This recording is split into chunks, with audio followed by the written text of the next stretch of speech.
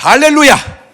오늘도 참 좋은 날, 성스러운 주일 아침에 우리 주님 전에 찾아 나오신 사랑하는 성도 여러분에게 하나님의 신령한 은혜와 능력과 축복이 함께 하시기를 주님의 이름으로 축원합니다. 우리 옆 사람과 같이 또 앞을 보고 하트 모양으로 인사하실 때 같이 은혜 받게 돼서 반갑습니다. 특별히 오늘은 강경 식구들 할렐루야 반갑습니다. 감사합니다. 인사하십니다. 우리 다 같이 두 손을 가슴에 얹고 이렇게 다짐합니다. 하나님께서 보실 때 나는 정말 두고 보기에도 아까운 사람이다. 시작. 하나님께서 보실 때 나는 정말 두고 보기에도 아까운 사람이다. 그렇습니다. 흔들리지 마시고 의심도 마십시오. 그게 바로 나의 가장 정확하고 올바른 정체성인 줄로 믿습니다. 똑같은 사람들입니다. 다른 사람이 아닙니다. 본문을 볼까요? 사도행전 2장 37절에 저희가 이 말을 듣고 마음에 찔려 베드로와 다른 사도들에게 물어가로되 형제들아 우리가 어찌할꼬 하거늘 베드로가 가로되 너희가 회개하여 각각 예수 그리스도 이름으로 침례를 받고 죄 사함을 얻으라. 그리하면 성령을 선물로 받으리니 이 약속은 너희와 너희 자녀와 모든 먼데 사람 곧 주 우리 하나님이 얼마든지 부르신 자들에게 하신 것이라. 어찌할꼬? 이게 오늘 말씀의 제목인데 What shall we do? 어찌할꼬? 이 질문 전의 사람들과 이 질문 이후의 사람들의 변화가 엄청나요. 이게 어느 정도 변화가 나타나냐면 구원받기 전 모습과 구원받고 난 다음의 모습으로 나타나고 회개하기 전 모습과 회개하고 난 후의 모습으로 나타나니 지옥 갈 사람의 모습과 천국 갈 사람의 모습으로 변화된 모습을 한순간에 지금 보는 겁니다. 꼭 오늘 여러분의 삶 속에도 어찌할꼬라고 하는 질문과 더불어 해답을 얻고 구원받는 사람이 되시기를 주님의 이름으로 축원합니다. 할렐루야. 사도행전 초반에 두 개의 설교가 나오는데 하나는 베드로의 설교고 다른 하나는 스데반 집사님의 설교입니다. 공통점은 둘 다 성령이 충만한 설교입니다.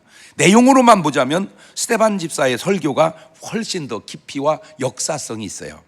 그런데 반응은 전혀 다릅니다. 사도행전 7장 54절을 보면 저희가 이 말을 듣고 마음에 찔려 여기까지는 같아요. 찔려 저를 향하여 이를 갈거늘. 마음에 찔리는 것까지는 같은데 결과가 이를 가라. 이를. 사도행전 7장 57절입니다. 저희가 큰 소리를 지르며 귀를 막고 일심으로 그에게 달려들어 성 밖에 내치고 돌로 칠세 증인들이 옷을 벗어 사울이라는 청년의 발 앞에 두니라. 이야, 설교를 듣고 가슴에 찔리니까 귀를 닫고 돌을 들어 던져서 스데반 집사를 죽이는 거예요. 그런데 본문은 달라요. 사도행전 2장 39절입니다. 이 약속은 너희와 너희 자녀와 모든 먼데 사람 곧 주 우리 하나님이 얼마든지 부르신 자들에게 하신 것이라 하고 또 여러 말로 확증하며 권하여 가로되 너희가 이 패역한 세대 구원을 받으라 하니 그 말을 받는 사람들은 돌을 던지는 게 아니라 침례를 받으며 이날의 제자의 수가 3,000이나 더하더라. 자, 물론 설교의 내용이 좀 차이는 있어. 그러나 두 분 다 성령 충만하고 하나님 말씀을 전한 겁니다. 근데 가슴이 찔리는 데까지는 똑같았어요. 찔립니다. 찔리고 막 회개하고 구원받는 사람이 있는가 하면 찔리니까 귀를 닫고 돌을 들이다 던져서 죽여버리는 사람이 있어요. 야, 제가 이걸 보고 아주 중요한 걸 하나 깨달은 게 뭐냐면 설교 아무리 잘해도 소용없는 사람에겐 소용없다. 설교 아무리 잘해도 소용없는 사람에게는 소용없다. 지금까지 살다 간 사람들 중에 설교를 제일 잘하는 사람 한 명만 딱 추천하라면 나는 우리 예수님이 예수님. 감히 누가 예수님의 설교를 비하겠어요? 그런데 그 예수님의 설교에 다 은혜 받은 게 아니고 설교를 들으면서 계속 저거는 죽여야 된다. 저거는 죽여야 된다. 계속 그렇게 듣는 사람이 있어요. 제가 그거를 네 박자로 나눠봤어요. 찰떡같이 말하고 찰떡같이 들으면 1등이고 개떡같이 말해도 찰떡같이 들으면 2등인데 찰떡같이 말하는데도 개떡같이 들으면 3등이고 개떡같이 말하고 개떡같이 들으면 4등이다. 가능하겠죠? 시작.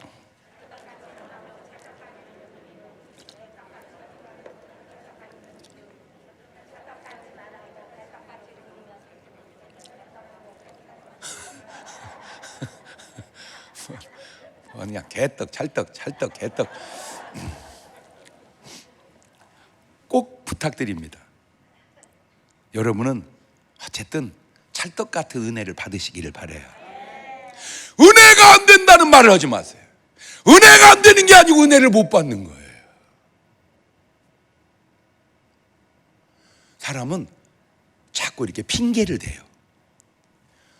오늘 이후로 절대로 반찬이 맛없다고 하지 마세요.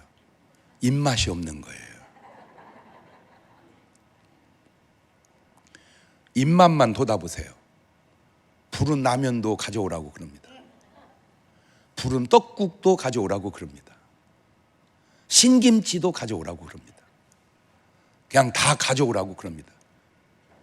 입맛이 없어 보세요. 이걸 먹으라고 해놨냐고 그럽니다. 참 사람은 지 잘못은 모르고 핑계만 대는 거예요. 자꾸 핑계만 대는 거예요. 하하, 은혜가 안 되는 게 아니라 은혜를 못 받는구나. 어떤 문제가 생기면 꼭 질문해 보세요. 어찌할꼬? 꼭 질문해 보세요. 어찌할꼬? 첫째, 건강에 문제가 생겼습니까? 하나님께나 사람에게나 의사에게 질문해 보십시오. 어찌할꼬? 잘못 살아온 삶이 있다면 바꿔야 됩니다. 내려놓으시고 스트레스 받지 마시길 바라요. 마태복음 11장 28절입니다. 수고하고 무거운 짐진 자들아 다 내게로 오라. 내가 너희를 쉬게 하리라. 저 별거 아닌 것 같은데 살아보니까 굉장히 중요한 말이에요. 저 말이. 왜냐하면 삶이 힘들어요. 힘 안 든 사람도 있겠지만 그 하나의 부분적이지 전반적으로 보면 힘들어요. 삶이 힘들어요. 그 힘든 삶을 내려놓을 때가 주님밖에 없다는 거예요. 그것이 무슨 짐이든 질병의 짐이든 죄악의 짐이든 다 힘들어요. 나훈아도 얘기하잖아. 테스 형 힘들어. 내려놓는 거야. 주님께. 그러니까 신앙생활이 뭐냐? 내 힘든 짐을 주님께 내려놓고 살아가는 거. 그게 신앙생활이더라고. 빌립보 4장 4절 이하를 보면 주 안에서 항상 기뻐하라. 내가 다시 말하노니 기뻐하라. 너희 관용을 모든 사람에게 알게 하라. 주께서 가까우시니라. 아무것도 염려하지 말고 오직 모든 일에 기도와 간구로 너희 구할 걸 감사함으로 하나님께 아뢰라. 그리하면 모든 지각이 뛰어난 하나님의 평강이 그리스도 예수 안에서 너희 마음과 생각을 지키시리라. 그냥 웃으라는 거예요. 목사님 제발 모르는 소리 좀 하지 마세요. 웃을 일이 없어요. 잔소리 하지 말고 들어봐. 지금 저 말을 하는 저게 사도 바울의 말인데 감옥에서 하는 얘기요. 감옥에서 웃으면 아파트에서는 어떻게 해야 되겠어요? 지금 오늘 지금 예배, 아까 전 예배 10시 예배에 일본에서 들어와서 예배를 드렸는데 지금 지진이 났대요. 일본이. 근데 나는 별거 아닌 줄 알았더니 7.3도야 지진이. 엄청 센 게 왔어요. 그냥 그분이 그러더라고. 어디서 죽든 하늘나라 갈 수 있는 믿음 가지고 살게 하고. 그게 이제 기도. 목사님이 지금 이 일본에서 지진 속에 은혜를 받고 있습니다. 그럼 여긴 지진은 안 났잖아. 지진이 나봐야. 일본은 지진도 나고 코로나도 있고 한국은 지진 없고 코로나만 있고 얼마나 감사해. 일본은 우리보다 코로나가 엄청 많아요. 얼마나 감사해요. 할렐루야. 그냥 웃으라니까. 제가 이런 말씀을 깨달아서 요거도 먹으면서 웃기는 거예요. 그냥 매일 뭐 웃기기만 한다고. 잔소리 말고 웃어.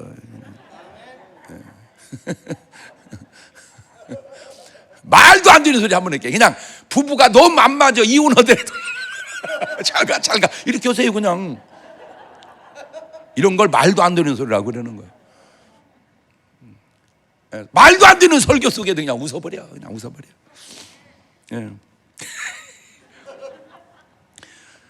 아픕니까? 꼭 부탁드립니다. 음식을 바꾸십시오. 음식을 바꾸세요. 아픕니까? 꼭 부탁드립니다. 운동하십시오. 제가 의사는 아니지만 진짜 의사 못지않게 내가 의학 서적을 끊임없이 읽고 있습니다. 지금도. 이런 거를 돌팔이 의사라 그러는 거예요. 근데 제가 계속 이렇게 이제 의학 이거 상식을 이렇게 계속 쌓아가다가 언뜻 이런 생각이 들어요. 지금 정신과 약을 먹는 분들이 굉장히 많거든요. 그분들이 정신과 약을 계속 먹는 분들이 내 질문 던집니다. 매일 땀 빼고 샤워하는 운동을 하고 정신과 약을 먹는가? 거의 안 해. 안 해. 그러니까 나 안타까운, 왜 약은 그렇게 먹으면서 왜 운동을 안 하냐, 그 얘기 해주고 싶은 말이, 여러분 땀 빼는 운동 뭐든 좋아. 그냥 땀을 쫙 빼고 샤워할 때 느끼는 그 느낌, 이게 약에 있는 효과가 거기에 다 있는 거예요. 그냥 아주 쉬운 탁구라도 치세요. 탁구 그냥 쳐. 요즘엔요 진짜 얼마나 이게 발달했는데요, 같이 칠 것도 없어. 지가 저절로 튀어나와. 공이 그냥 칠 거야. 부셔버려. 그냥 공이 깨지게 부셔버려. 들어가면 또 없고 안 들어가면 그냥 막 부셔보세요. 막 하나씩 들어가 보세요. 막 기분이 너무 좋습니다. 그 기분이 좋을 때 나오는 약이 의사 선생님이 처방하는 약보다 훨씬 좋다니까. 할렐루야. 어찌할꼬, 이 말은 뭔가 내가 바꿔야 할 삶이 있다, 그 말입니다. 그래서 몸이 아프신 분들은 꼭 하나님께 어찌할꼬 물어서 여러분의 답을 찾아서 해결받으시기를 주의 이름으로 축원합니다. 두 번째, 물질에 돈의 문제가 생겼습니다. 그것도 질문을 던져보시기를 바라요. 하나님, 어찌하오리까? 이 돈 문제를 어찌하오리까? 제가 요즘에 굉장히 막 이렇게 묵상을 많이 해. 조금만 있으면 묵상해보고 계속 막 묵상을 많이 해보니까 이번 주간에 받은 묵상 속에 나온 답입니다. 마태복음 16장 2절 이하입니다. 예수께 대답하라 했을 때, 너희가 저녁에 하늘이 붉으면 날이 좋겠다 하고 아침에 하늘이 붓고 흐리면 오늘은 날이 굳겠다 하나니, 너희가 천기는 분별할 줄 알면서 시대의 표적은 분별할 수 없냐? 저 말입니다. 저 말이 탁 떠오르면서, 왜 천기는 분별을 하면서 돈의 흐름은 분별을 못하느냐? 그렇게 들려오더라고. 그러니까 천기를 분별하듯 돈의 흐름도 분별을 할 수 있어야 되겠다. 아멘. 우리는 모르지. 하나님께 기도해서, 아버지, 도대체 이 집값이 오릅니까 내립니까? 이거 팔아야 됩니까? 그냥 갖고 있어야 됩니까? 모르려니까 하나님 어찌하오리까? 그러면 천기를 분별할 줄 아는 하나님의 지혜가 왜 그거는 분별을 못하겠냐, 이거. 제가 지나온 삶 속에 한 분, 우리 집사님이 막 고민이 돼서 그런지 나한테 상담, 목사님 어쩌면 좋아요. 왜 땅을 팔아야 되는데요, 안 팔래요? 기도 좀 해주세요. 알았어 기도해 줄게. 아버지, 땅 팔리게 해주세요. 막 기도했어. 그랬더니 감동이 오는 거예요. 안 팔린다. 지금 팔려야 된다는데요. 그랬더니 설명이 오는 거야. 지금 그 땅이 팔리면 다 해결돼서 좋은데 남는 게 없다. 그러나 지금 힘들어도 조금 있으면 저 땅을 팔아서 해결도 하고 남는 것도 있다. 그러니까 안 팔릴 거다. 그게 감동이 온 거예요. 그래서 그냥 이거 맞는지 틀리는지 나 또 모르잖아. 그래서 그냥 내 말은 참고만 하셔.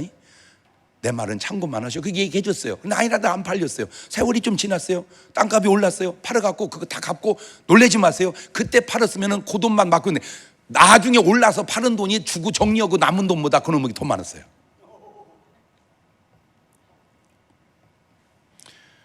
또 맨날 물어보게 생겼네. 나한테 물어보지 말고 하나님한테 물어봐. 내가 무슨 부동산 업자요? 마태복음 24장 32절을 보면, 무화과나무의 비유를 배우라. 그 가지가 연하여지고 잎사귀를 내면 여름이 가까운 줄을 너희가 알지 않냐? 이와 같이 너희도 이 모든 일을 보거든 인자가 가까이 있고 문 앞에 이른 줄을 알아라. 자연을 보고 시대를 분별하듯 왜 돈의 흐름도 너희가 분별하지 못하겠냐? 근데 목사님, 하나님이 나한테는 얘기를 안 해요. 얘기를 왜 안 듣는지 아세요? 아니요, 얘기하는데 안 듣는 거야. 왜 얘기를 안 하는 줄 아세요? 사람이요, 주님의 말씀을 듣고 싶은 말만 들어서 그래요. 여러분, 왜 설교가 은혜가 안 되는 줄 아세요? 자기 마음에 안 들으니까 은혜가 안 되는 거야.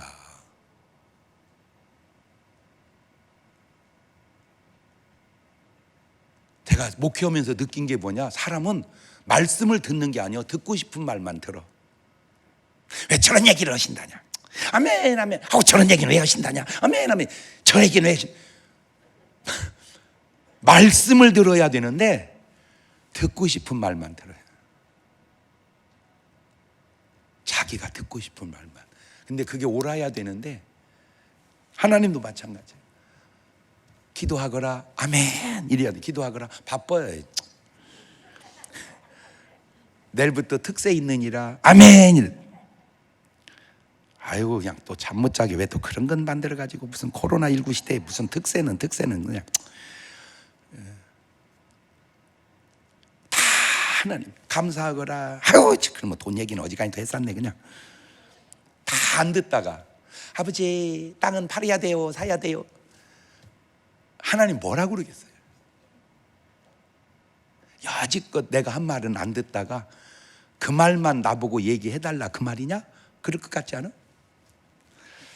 안 듣는 게 아니요, 안 들리는 게 아니요, 내가 못 듣는 거죠. 왜 그런지 아세요? 딱 하나니까. 이유는 내 마음이 굳어 있어서 그래요. 마음이 굳어 있어서. 세 번째, 가족과의 문제입니다. 어찌할꼬? 하나님께 물으세요. 자식과의 관계든 부부와의 관계든 하나님께 물었다면 정말 좋은 결과가 생기지 않았을까? 어찌 보면 인간의 모든 잘못은 하나님께 묻지 않아서 생긴 것은 아닌가, 그걸 생각했어요. 모든 인간의 잘못은 하나님께 묻지 않아서 생긴 거다. 시작. 그렇지. 자, 예를 들어 봅시다. 하와가 뱀의 말을 들었을 때 하나님께 한 번만 다시 물었다면 어찌 됐을까? 자, 창세기 3장 4절 보세요.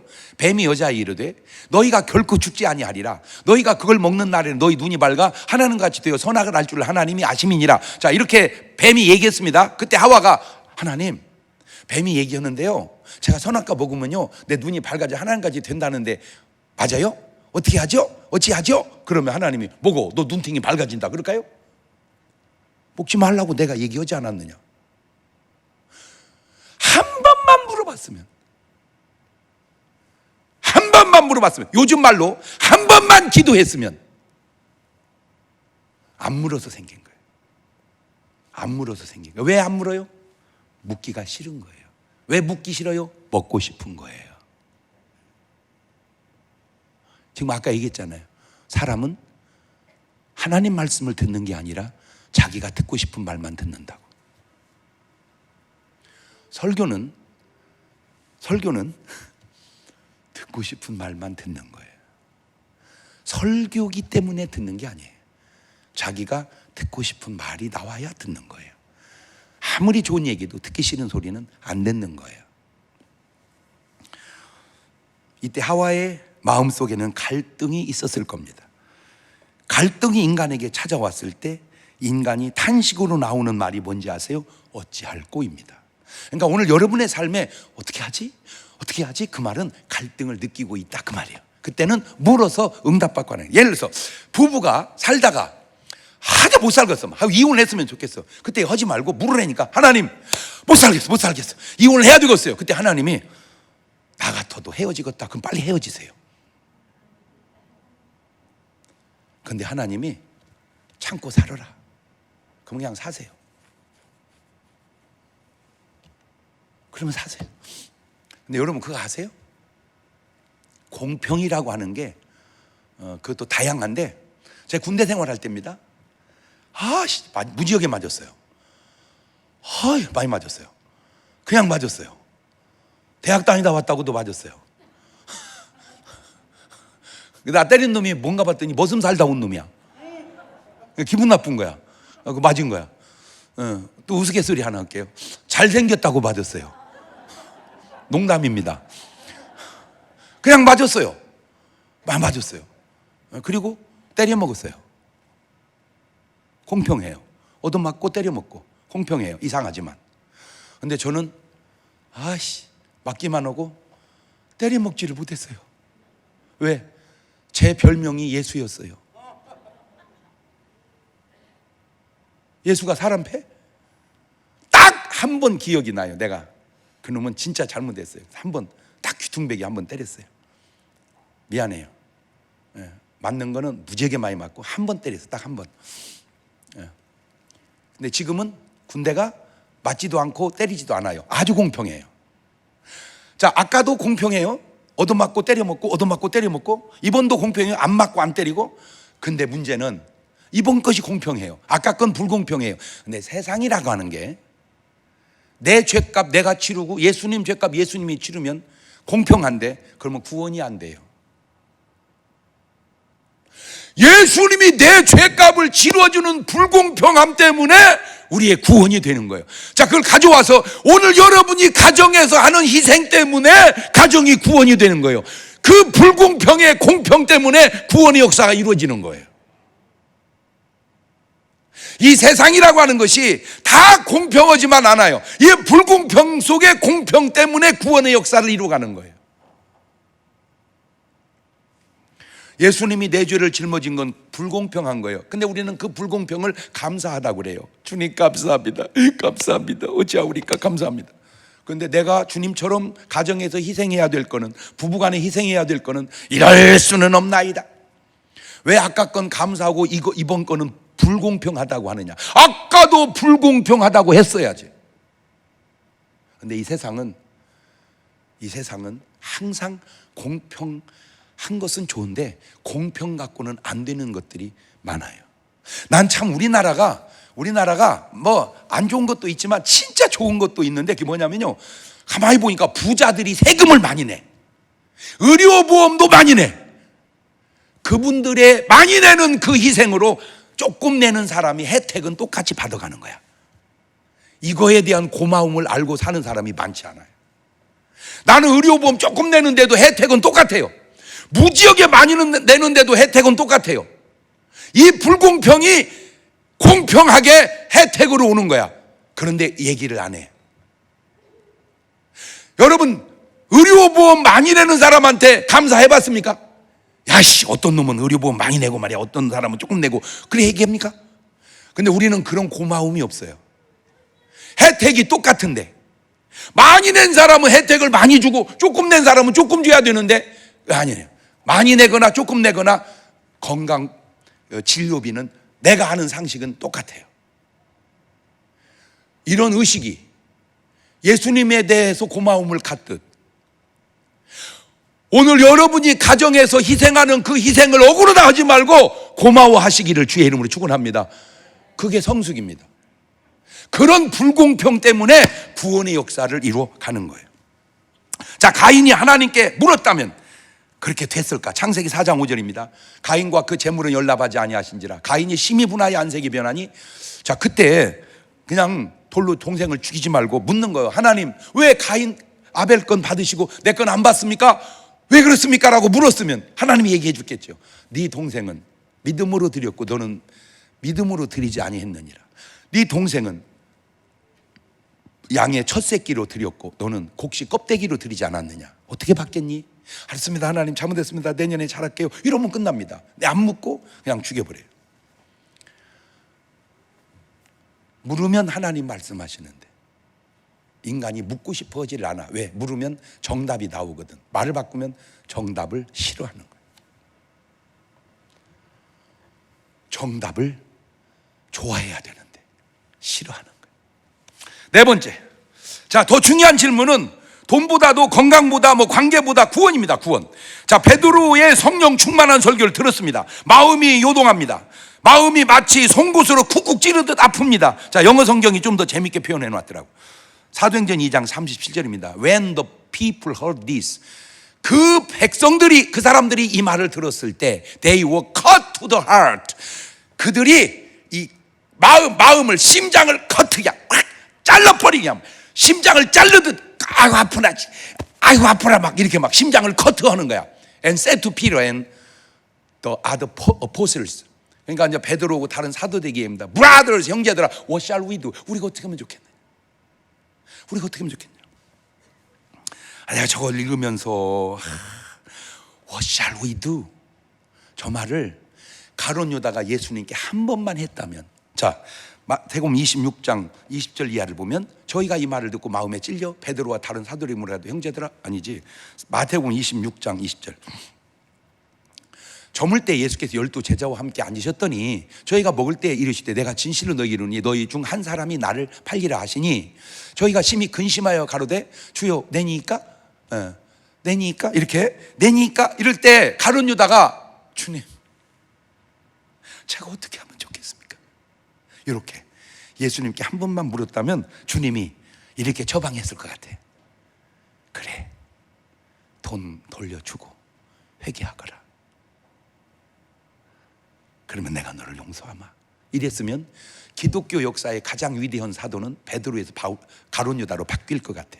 여러분 솔직하게 만약에 우리 교회 강사를 초빙했을 때 베드로 목사님을 부르면 이렇게 간증할 겁니다. 여러분, 제가 주님의 수제자로서 3번이나 모른다고 부인했던 그런 사람이었습니다. 그런 제가 이렇게 목사가 돼서 왔습니다. 자, 그 간증하고 가룟 유다 목사님을 다음 날 불렀더니 내가 말이요 우리 주님을 팔아버렸어 은30에 그랬던 내가 회개하고 주의 종이 되었습니다. 여러분 누구께 은혜가 더 될까? 내가 볼 때 가룟 유다가 은혜가 더 될 것 같아요. 여러분 솔직하게 결과론적으로만 얘기하면 감기 걸렸다 낫은 강사하고 암 말기였다가 나은 강사하고 누가 낫겠어?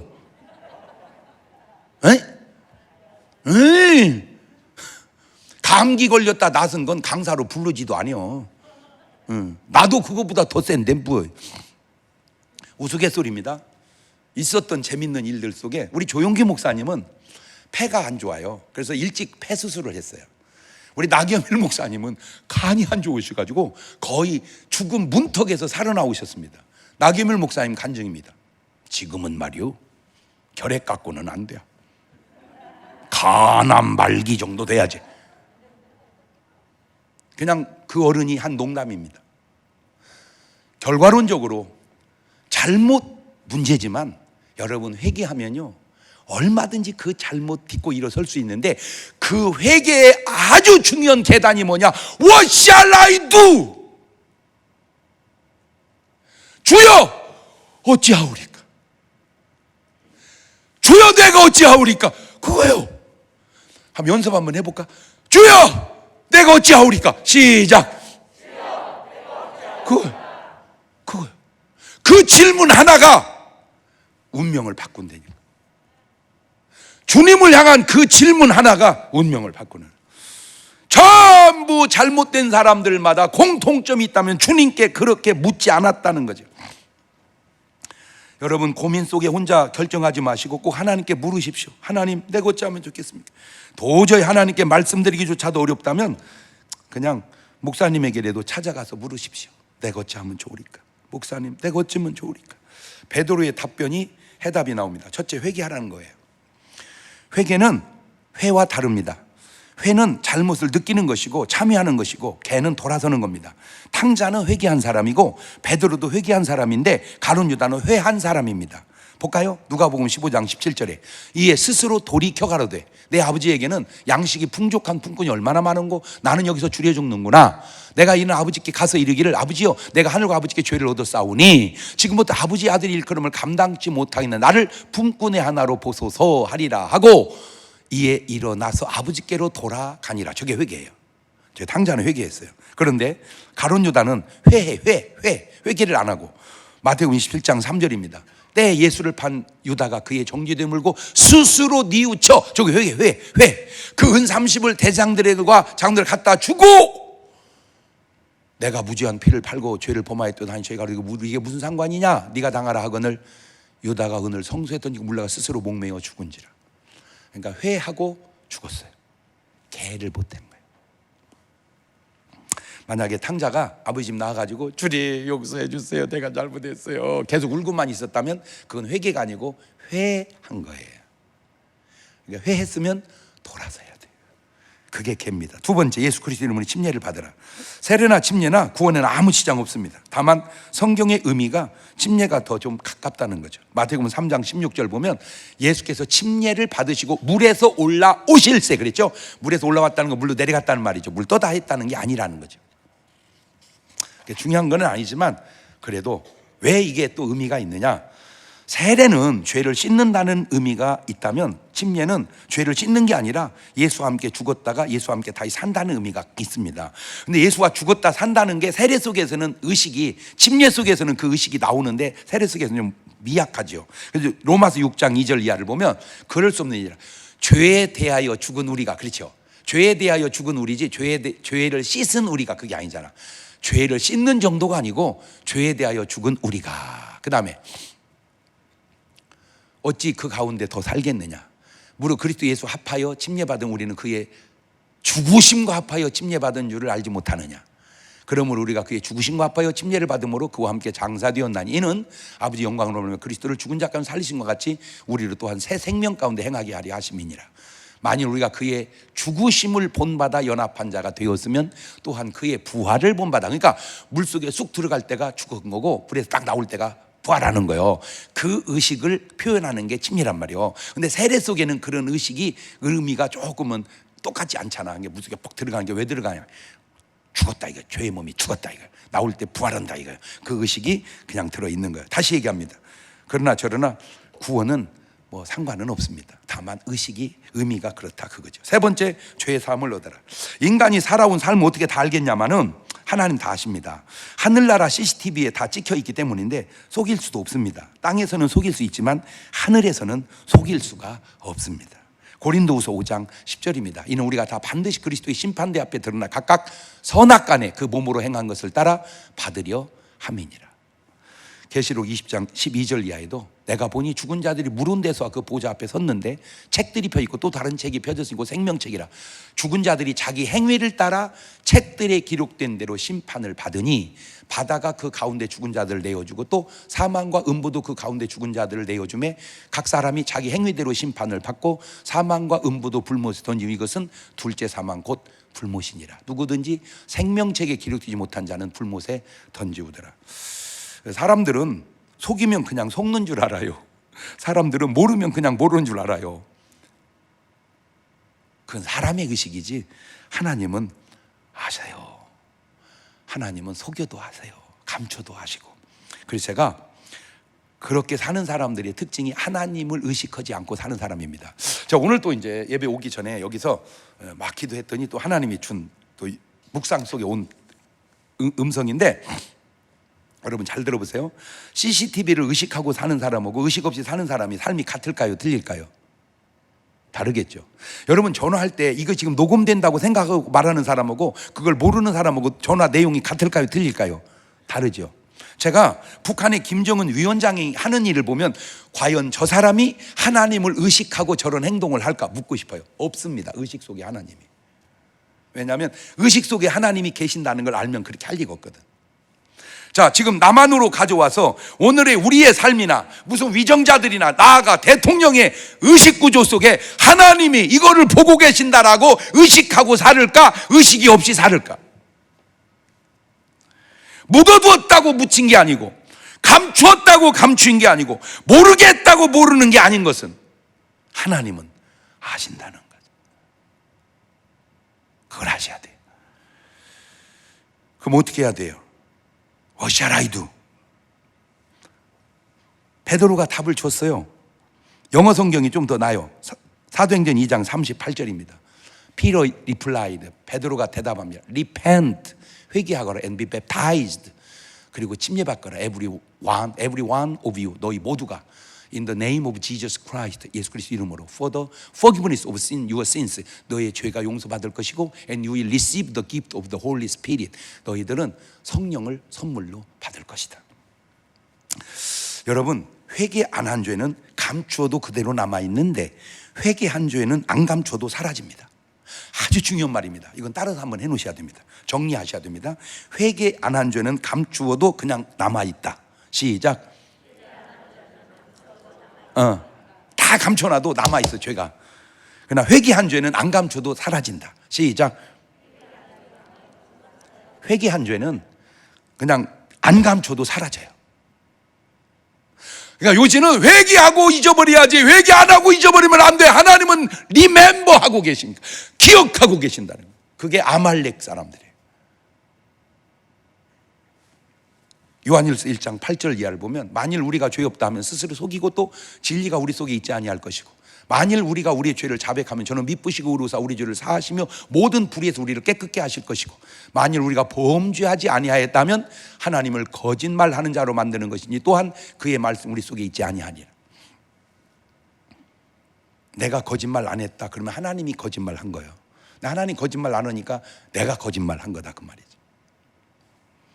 이사야서 38장 17절입니다. 보옵소서 내게 큰 고통을 더하신 것은 내게 평안을 주려 하심이라. 주께서 나의 영혼을 사랑하사 멸망의 구덩이에 건지셨고 나의 모든 죄는 주의 등 뒤에 둔 저게 회개한 죄입니다. 내가 회개하면 하나님 내 죄를 등 뒤에 두고 기억지 않는다. 자, 여기서 중요한 얘기 또 하나 해드립니다. 회개하고 하나님도 기억 못하는 죄 때문에 괴로워하지 마십시오. 회개 안 하고 안 괴로우면 그거는 안 됩니다. 왜냐하면 나는 모르지만 잊어버렸지만 하나님은 기억하고 계시기 때문입니다. 가정으로 가져와 볼게요. 아버지가 집안 전례로 내려온 이조 백자가 있다고 칩시다. 고려 청자가 있다고 칩시다. 아버지의 소망은 그냥 그 그릇을 보고 만족해 하는 거였어요. 매일 닦습니다. 근데 어느 날 잘못되고 내가 그거 깨버렸어요, 그릇을. 그리고 그냥 어떻게 해요? 그냥 다 내다 버려버렸어요. 가슴이 벌렁벌렁해. 이제 나는 뭐라고 할까? 근데 아버지가 한 말씀 안 하시는 거예요. 얼마나 괴로워요. 그래서 나중에 얘기한 거예요. 아빠 왜? 죄송해요. 내가 아빠 그 사랑하는 그릇 깼어요.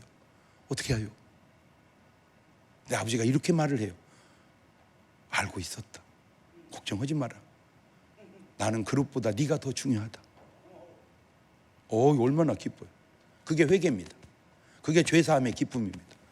자, 그런데 다음 날 아빠 아무리 생각해도 너무 죄송해요. 왜? 그릇 깼어요. 아빠가 어제 괜찮다고 했잖아. 너무 괴로운 거야. 아빠 너무 죄송해요. 왜? 그릇 깼어요. 아빠가 용서했다고 했잖아.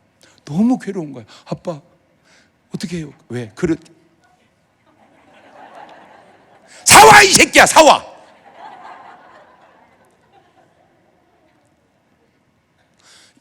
이런 건 아니지만 의미로 들으세요. 회개하고 용서받은 걸 왜 자꾸 괴로워하느냐. 회개하고 하나님이 용서해 준 걸 왜 괴로워하느냐. 괴로워하지 마라. 아멘.